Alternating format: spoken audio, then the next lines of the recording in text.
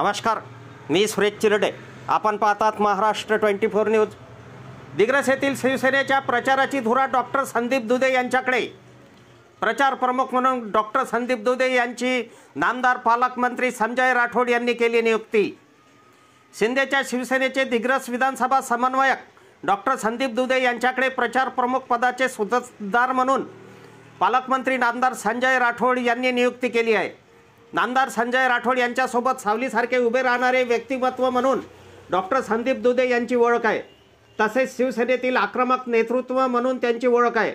पालकमंत्री नामदार संजय राठोड यांच्यासोबत गेल्या 25 वर्षापासून डॉक्टर संदीप दुधे आहेत. नामदार संजय राठोड यांचे विश्वासू म्हणून ते परिचित आहेत.